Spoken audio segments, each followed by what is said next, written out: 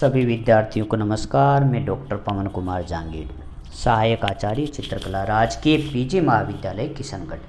प्रिय विद्यार्थियों, आज हम स्पेन के प्रसिद्ध कलाकार वेलास्के के जीवन एवं उनके द्वारा किए गए कार्यों चित्रों पर चर्चा करेंगे।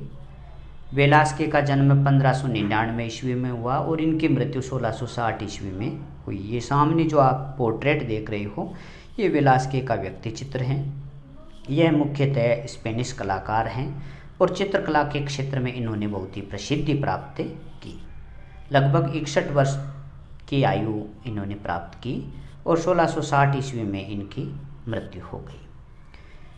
वेलास्के का जन्म दक्षिणी स्पेन में सेविले नामक स्थान पर हुआ। उसकी आरंभिक शिक्षा बहुत अच्छी हुई। इन्होंने लैटिन, दर्शन तथा विज्ञान के अध्ययन के उपरांत लगभग 14 वर्ष की आयु में इनका झुकाव चित्रकला की ओर हुआ और इन्होंने आगे चलकर कला की बहुत ही अच्छी शिक्षा प्राप्त की और अपनी एक चित्रशाला भी इन्होंने स्थापित कर ली। और चित्रशाला स्थापित करने के पश्चात इन्होंने एक चित्रकला के लिए जो चित्रशाला स्थापित की, उसके माध्यम से व्यवसाय को भी आरंभ कर दिया। इनके जो शिक्षक थे, इन्होंने इनकी बहुत ही सहायता की। अपवित्र विषयों से वेलास्के ने शीघ्र ही लोगों का ध्यान अपनी ओर आकर्षित कर लिया।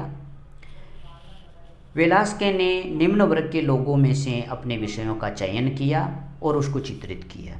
20 वर्ष की आयु में वेलास्के ने सेवले के कहारों का एक चित्र बनाया, जो कि यथार्थवादी कला का एक श्रेष्ठ चित्र माना जाता है। 22 वर्ष की आयु में वेलास्के पर्याप्त व्यंजनापूर्ण आकृतियाँ चित्रित करने लग गया था। 1622 में उसने मैड्रिड में युवा सम्राट का एक चित्र बनाने का अवसर प्राप्त कर लिया। इस चित्र से सम्राट इतना प्रभावित हुआ कि 1623 में उसने वेलास्के को दरबार का चित्रकार नियुक्त कर लिया। उस समय वेलास्के केवल 24 वर्ष का था। सम्राट से वेलास्के की बहुत ही अच्छी मित्रता हो गई और सम्राट प्रतिदिन वेलास्के की चित्रशाला में आने लगा। 1628 ईस्वी में रूबेंस मैड्रिड आया। वहाँ वह 9 महीने वेलास्के के संपर्क में रहा। कौन? रूबेंस मैड्रिड आया और वेलास्के से मिला और वेलास्के और इन दोनों की मित्रता हो गई। रूबेंस ने वेलास्के की कला की प्रशंसा की और उसको कहा कि इटली जाकर प्राचीन आचार्यों की रंग योजनाओं का अध्ययन करो, ऐसा परामर्श दिया। 1629 ईस्वी में वेलास्के इटली जाकर वेरोनीज, तिंतोरेतो तथा स्टीशियन की महान कलाकृतियों के दर्शन किए। इसके अलावा रोम में उसने प्राचीन प्रतिमाओं की अनुकृतियां भी बनाई। सिस्टाइन चैपल में माइकल एंजेलो के जो रेखांकन है, उनको देखा और उनसे बहुत ही प्रभावित हुए। 1631 में वह वापस स्पेन लौट आए। वहाँ वेलास्के ने स्पेन के सम्राट फिलिप चतुर्थ तथा राज परिवार के अन्य सदस्यों के अनेक चित्र चित्रित किए। स्वयं सम्राट ने भी दरबारियों के वेलास्के के सामने चित्रांकन हेतु बैठने के लिए प्रोत्साहित किया। सम्राट ने अपने दरबारी व्यक्तियों को कहा कि आप लोग वेलास्के के सामने बैठकर अपना चित्र बनवाओ। दरबार में रहने वाले विदूषकों, बोनों के भी वेलास्के ने अनेक चित्र बनाए। इसके अलावा दरबारी व्यक्तियों की बहुत सारे चित्र वेलास्के ने चित्रित किए। इनकी संख्या दर्जनों में है, जो आप आगे की स्लाइड में देखोगे। इस अवधि में उसने सम्राट के नए भवन को भी चित्रित किया। ये जो आप सामने चित्र देख रहे हो, वेलास्के का बहुत ही प्रसिद्ध चित्र है, ब्रेडा का समर्पण। यह वेलास्के ने 1634-35 ईस्वी में बनाया था। यह जो चित्र है, यह सम्राट के भवन के लिए इन्होंने चित्रित किया है।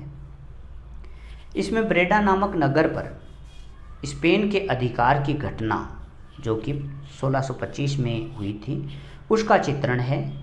स्पेनिश कमांडर को इसमें पराजित जस्टिन द्वारा नगर की कुंजी भेंट करते हुए बड़े ही प्रभावशाली ढंग से चित्रित किया गया है, दिखाया गया है। इस चित्र में आप देखिए कि इसमें स्पेनिश कमांडर को पराजित जस्टिन द्वारा नगर की कुंजी भेंट करते हुए चित्रित किया गया है।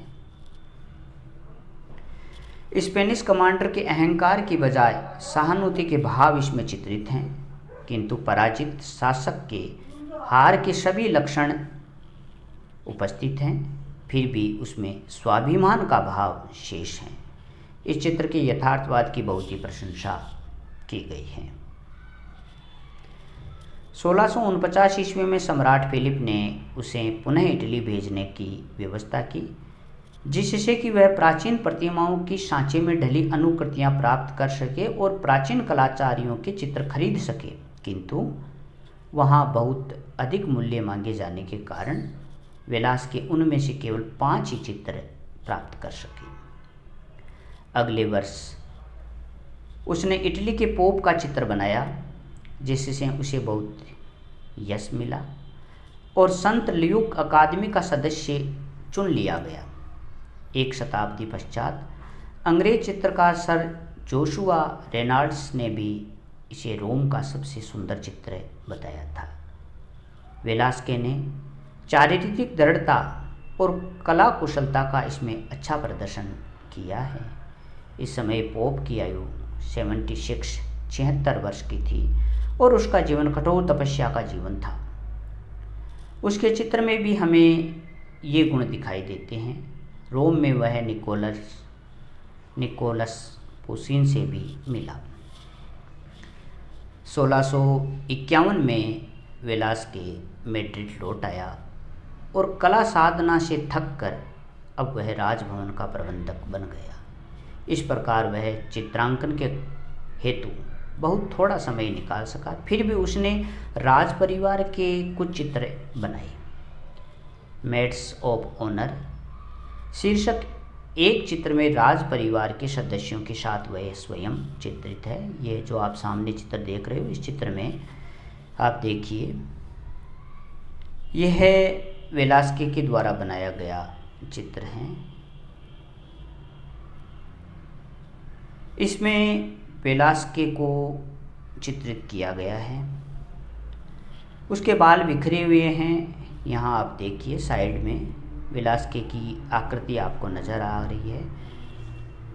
बाल बिखरे हुए हैं, घनी मूछें हैं, वह किंचित गंभीर नेत्र भी इसमें चित्रित हैं।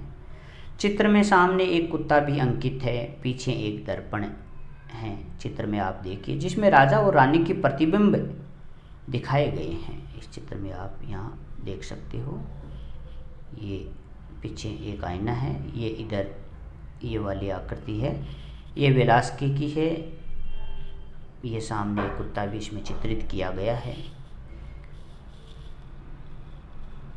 जिसमें राजा और रानी के प्रतिबिंब पीछे दर्पण में दिखाए गए हैं। पीछे एक खुला द्वार भी चित्रित है, जिस पर टंगा पर्दा खींचा जा रहा है।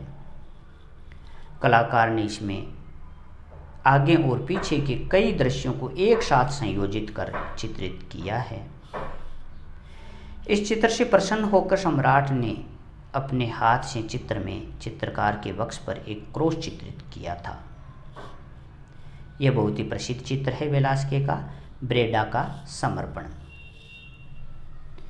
वेलास्के ने स्पेन के छोटे से एकमात्र राजकुमार का अश्वारोही चित्र भी अंकित किया। ये जो चित्र आप देख रहे हो, राजकुमार का अश्वारोही चित्र है, जिसके मुखमंडल पर एकाकीपन, कठोरता तथा वेशभूषा में शान शौकत का पूर्ण भाव चित्रित किया गया है।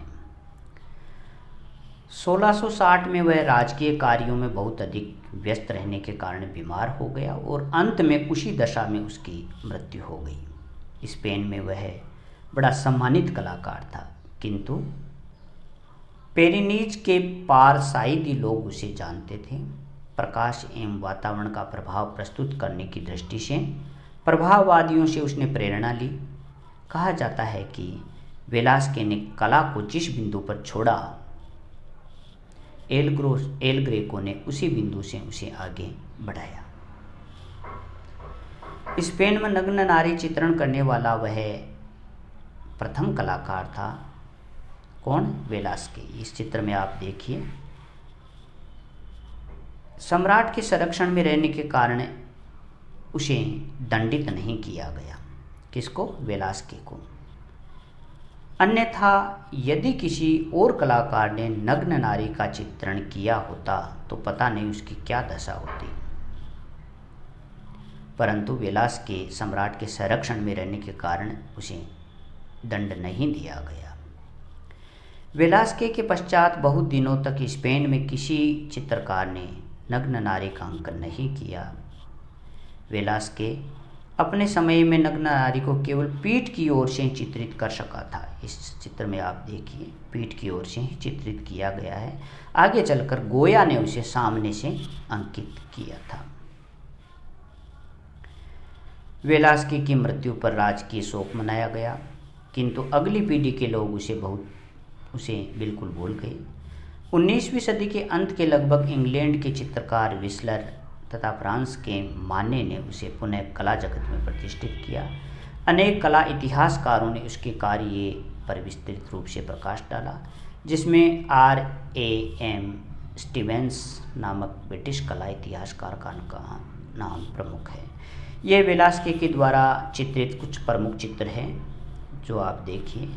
राज दरबार के अनेक व्यक्तियों के चित्रांकन वेलास्के ने किया है। इसके अलावा ये जो चित्र हैं आप इनमें देखिए, वेलास्के की चित्रण शैली इसमें हमें नज़र आती है।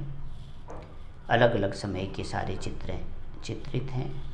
कुछ पोर्ट्रेट्स हैं तो कुछ संयोजन चित्र इनमें बनाए गए हैं। संयोजन इनका बहुत ही सुंदर ढंग से प्रस्तुत किया गया है। आकृतियों में गति और लय नज़र आता है।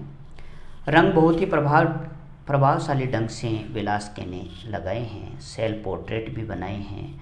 राज परिवारों के अलावा राजा रानी इनके भी चित्र वेलास्के ने चित्रित किए हैं। इसके अलावा अन्य जो घटनाएं हैं, धार्मिक घटनाएं, उनका भी चित्रांकन किया है।